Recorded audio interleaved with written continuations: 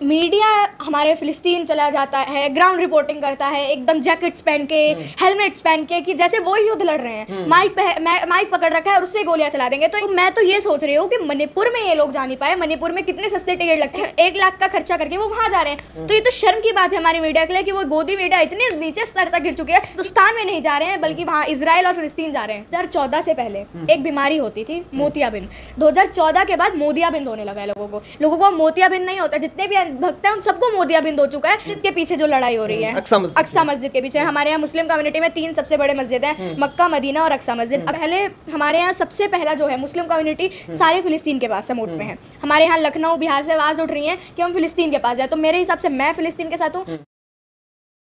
नमस्कार दोस्तों, आपको पता है फिलिस्तीन और इजराइल के बीच जो इस समय जंग है काफ़ी तेज चल रही है और हिंदुस्तान यहाँ पर मोदी जी कह लें दिखाई दे रहे हैं इजराइल के साथ, लेकिन हिंदुस्तान के अलग अलग शहरों से खबरें आ रही हैं कि भाई हिंदुस्तान के लोग जो है वो प्रोटेस्ट कर रहे हैं और खड़े दिखाई दे रहे हैं फिलिस्तीनियों के साथ। तो सबसे पहले यही सवाल, आप कैसे देखते हैं मोदी जी इजराइल के साथ हैं तो? देखिए, हमेशा हमारा जो देश है, पहली बात तो हमारे देश कभी लड़ाई के मुद्दों में आया ही नहीं है। नेहरू जी एक नीति बना के गए थे कि हम भी कभी भी अगर दो किसी देश में लड़ाई हो रही है तो हम बीच में फंसेंगे ही नहीं। तो वो बात तो पहली हो गई, NAM शायद हम उसे कहते हैं। उसके बाद पहला जब सबसे पहला देश हमारे हिंदुस्तान ने सपोर्ट किया था वो फिलिस्तीन का किया था। अटल बिहारी वाजपेयी जी तो जो थे वो फिलिस्तीन के साथ थे। मोदी जी तो शायद सोच ही रहे हैं कि वो सबसे अलग होकर चलेंगे। इसराइल के साथ चलना शायद मेरे हिसाब से बिल्कुल ठीक नहीं है। मैं खुद फिलिस्तीन के साथ हूँ, पूरा हिंदुस्तान, हमारे जनता हमारे फिलिस्तीन को सपोर्ट कर रही है। हमारे यहाँ तो देखिए, पहले हमारे यहाँ सबसे पहला जो है मुस्लिम कम्युनिटी सारे फिलिस्तीन के पास सपोर्ट में है। हमारे यहाँ लखनऊ, बिहार से आवाज़ उठ रही है कि हम फिलिस्तीन के पास जाए, तो मेरे हिसाब से मैं फिलिस्तीन के साथ हूँ। मोदी जी को भी समझना चाहिए कि इजराइल तो फिलिस्तीन से ही निकला है ना। लोग कह रहे हैं जो मुस्लिम लोग हैं वो ज़्यादा फिलिस्तीन के साथ हैं, ऐसा कुछ है?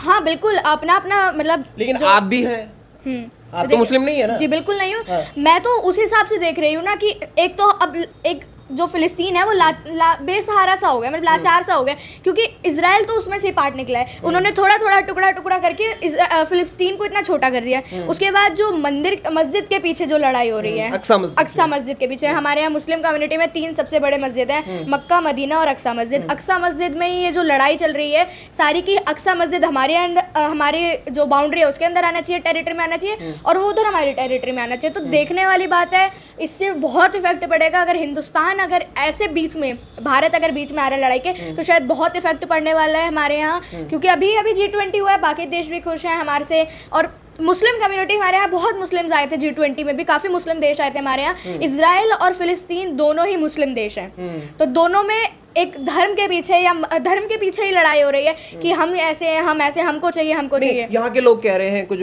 बीजेपी के कह ले, RSS के ले कि अगर इजराइल कमजोर पड़ गया तो हम जाएंगे लड़ने के लिए। कैसे देखते हैं?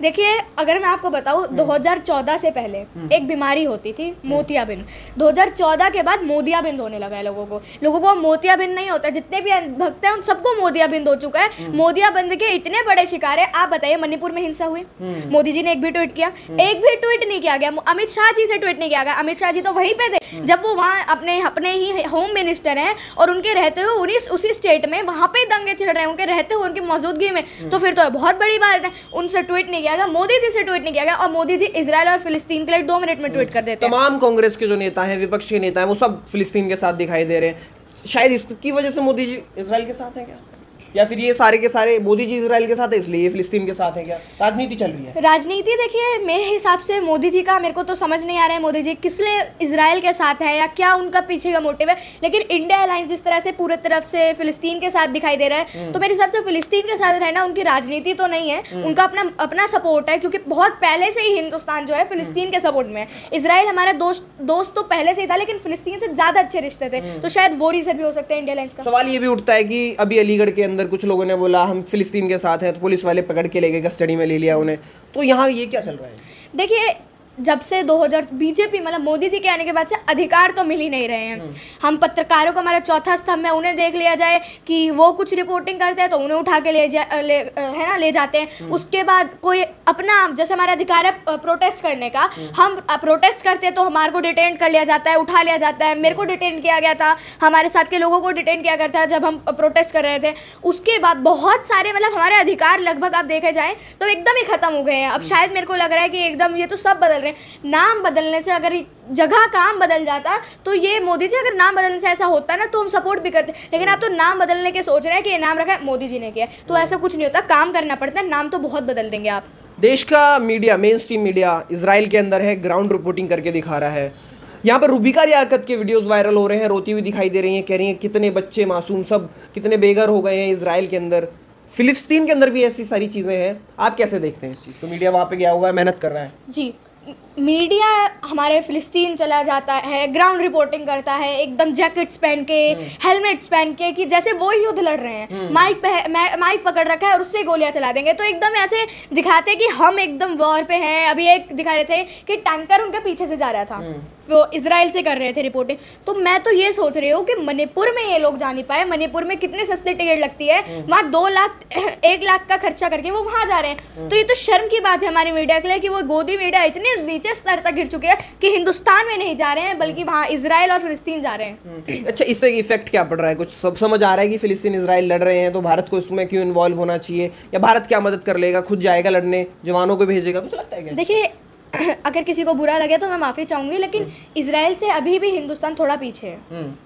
हिंदुस्तान अभी भी, जैसे इजराइल आप देखा जाए टेक्नोलॉजी, डिफेंस टेक्नोलॉजी, अब डिफेंस में 4th नंबर पर है हमारा जो इजराइल है, और फिलिस्तीन भी अभी हमसे बहुत पीछे है। वो तो बहुत छोटा देश है, ज़्यादा देश हो गया, ज़्यादा आबादी भी नहीं है ना, ज़्यादा कुछ है उसमें। और हिंदुस्तान को शायद इस वक्त अगर हमारे को फिलिस्तीन का सपोर्ट करना चाहिए था। हिंदुस्तान अभी इजराइल से बहुत पीछे है और हम उनकी कैसे मदद करें? रशिया जैसे देश फिलिस्तीन के साथ है, मोदी जी नहीं है, अमेरिका।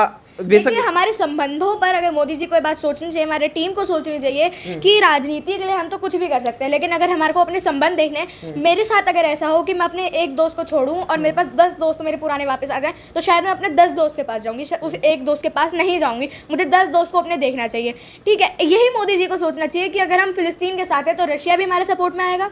हमारा बहुत अच्छा दोस्त है रशिया, बहुत अच्छे संबंध है। बाकी हमारे बहुत सारे देश हैं जिनसे हमारे अच्छे संबंध है, तो शायद हमारे रिश्तों पर भी उनसे इफेक्ट पड़ सकता है। तो रिश्तों पर भी शायद हमारे बहुत इफेक्ट पड़ेगा, दोस्तियों पर इफेक्ट पड़ेगा। यहाँ जो लोग बोल रहे हैं हम लड़ने जाएंगे, क्या वो जाएंगे? देखिए, ये मणिपुर नहीं जा पाए, ये इजराइल और फिलिस्तीन क्या जाएंगे? सबसे बड़ा सवाल यही कि जब से मोदी जी आए हैं अलग नीति दिखाई देती है, लोगों को समझ आता है नहीं आता, वो अलग चीज़ें हैं। बोलते हैं डंका बजता है देश में, विदेश में डंका बजता है, इसी को शायद कि मोदी जी के युद्ध रुकवा देते हैं, तो मोदी जी युद्ध भी तो रुकवा सकते हैं, क्या लगता है? मोदी जी फिलहाल कुछ नहीं कर सकते हैं, मोदी जी लाचार हो जाएंगे, शायद ही लाचार हैं। 2024 में तो आ ही नहीं रहे हैं, तो कुछ कह नहीं रहा। कहते हैं ना, बुझता हुआ दिया ज़्यादा फड़फड़ाता है, तो वही हो रहा है, बुझता हुआ दिया ज़्यादा फड़फड़ा रहे हैं, ज़्यादा अभी बहुत ज़्यादा में शामिल हो रहे हैं। G20 हिंदुस्तान में हुआ, बहुत अच्छा लगा, हम भी बहुत खुश हैं, लेकिन ज़रूरी थोड़ी ना वो मोदी जी की वजह से हुआ है। अपना एक होस्ट रखा जाता है, वहाँ इंडिया को सेलेक्ट किया गया, इंडिया वो मैं वो कह रही हूँ ना, मोदियाबिंद हो गया है, गोदी मीडिया को मोदियाबिंद हो गया है, नाम जनता जो अंधभक्त हैं, चाटुकार है, उन्हें मोदियाबिंद हो गया है। तो सब मोदियाबिंद के शिकार हैं और इसकी दवाई भी इंडिया लाइन शायद जल्दी लाएगी। चलिए, समझने की कोशिश करें कि भैया इंडिया के जो और लोग हैं वो क्या सोचते हैं, कौन किसके साथ खड़ा है। आप किसके साथ खड़े, नीचे कमेंट्स में ज़रूर बताएं। और इस युद्ध को कहाँ तक आप महत्व देते हैं, ज़रूरी है, कौन सही है कौन गलत है, आपके जो ओपिनियन है नीचे कमेंट्स में ज़रूर करें।